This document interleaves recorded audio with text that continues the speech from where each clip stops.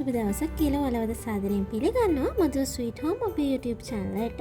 ඔන්න ඉතින් මම අද ඔයාලට කියන දුන්නා රසම රසට තෙල් මාළුවක් හදාගන්නේ කොහොමද කියලා. මේ කාලේ තෙල් තියෙන හැම තැනම ඉතින් හදන්න දන්නේ නැති කට්ටිය ගන්නෙ නැහැ. ඒ වගේම උෂ්ණයි කියලා ගන්නෙත් නැහැ. ඉතින් මම අද ඔයාලට කියලා දෙනවා රසම රසට හදාගන්නේ කොහොමද කියලා.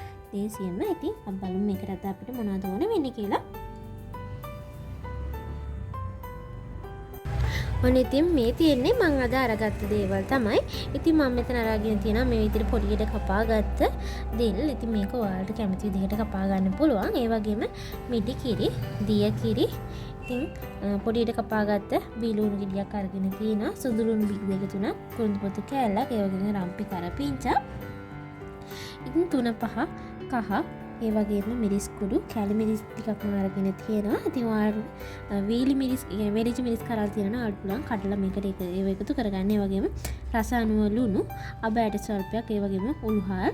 ඉතින් මේකට ඔයාලා ගාව තියෙනවා ඔයාලට පුළුවන් මුරුංගා කොළ ටිකක් වුණත් මේකට එකතු කරගන්න. ඉතින් මම ළඟ ඒව නැහැ. අප්පල් මේක හදාගන්නේ කොහොමද කියලා. ඉතින් මම මේ විදිහට හදන වළඳ අරගෙන ඒකට මම අපේ තෙල් ටික එකතු කරගන්නවා. දෙක කපපු ගමන් වතුරකට දාන්න අමතක කරන්න එපා.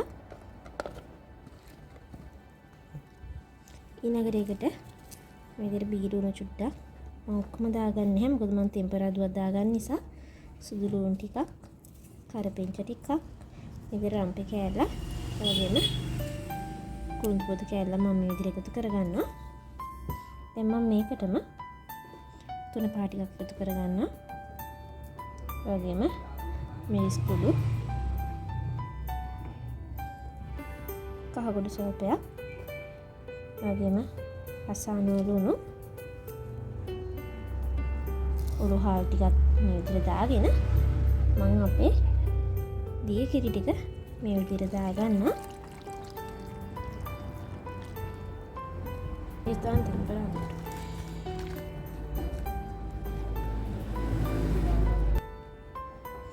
ඊට පස්සේ අපි දැන් මේක අපේ මේ දෙල් ටික හොඳින් තැම්බෙනකන් අපි මේක උයා ගන්න ඕන.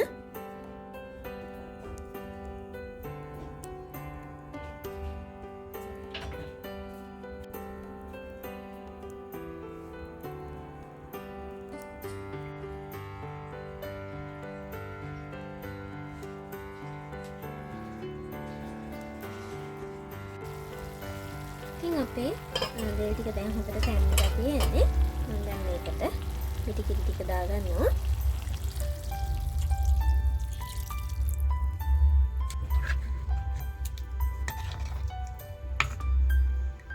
දාලා අපි අපේ මිටි කිරි ටික හොඳින් උතර ගන්න ඕන. ඔන්න ඉතින් අපේ දෙල් කරි එක දැන් ඔයාලට පේනවා. ඉතින් මේක දැන් හොඳට කිරි ටික උතුරනවා.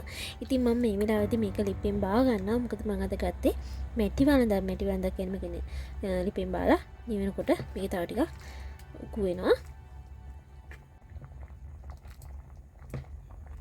මම මේ විදිහට වෙනම වාජරයක් ලිපේ තියාගෙන ඒකට සුදු ලුණු ඒකට මේ ටික දාගන්නවා. වගේම රම්පේ කරපිංචා, කුරුඳු, මේ ඔක්කොම ටික මම මේ විදිහට දාගන්නවා.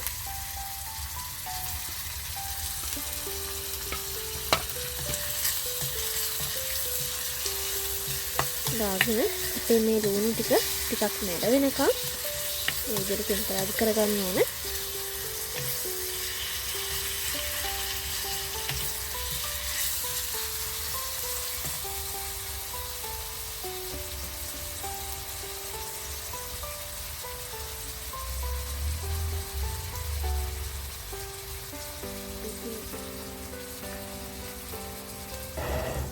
තැම්බෙන අපිට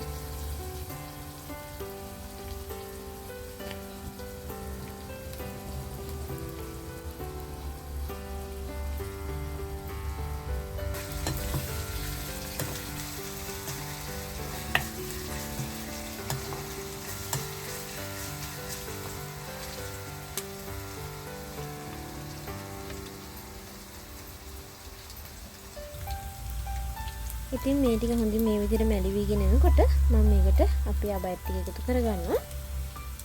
මම අබ ටික මුලින් දැම්මේ නැහැ. මොකද අපිට කර වුණාට පස්සේ ටිකක් ඉතරහක් එන්න බලනවා. ඉතින් ඔයා එහෙම මුලින් දාගන්න කෙනෙක් නම් ඔයාට පුළුවන්. ඔයාට ඒ විදිහට මුලින් දාගන්න. මම දැන් මේකට ලුණු කුඩු චුට්ටක් එකතු කරනවා. චුට්ටක් එකතු කරන්න, ගොඩක් එකතු කරන්න එපා. පෑන්ජිනේ ලුණු බලලා මේකට ලුණු එකතු කරගන්න. ඒ වගේම කකුල් ටිකක් 3-5 ස්වල්පයක්. කැරි මික්ස් ටිකක්. දැන් මේ ටික දාලා ටික බෙදගමු.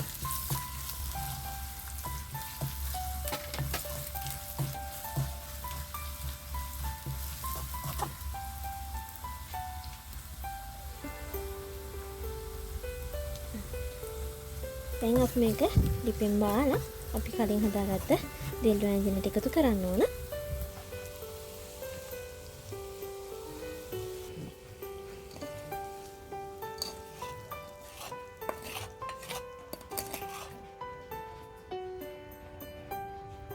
දාලා මේ විදිහට කාලෙන් කරගන්න ඕන.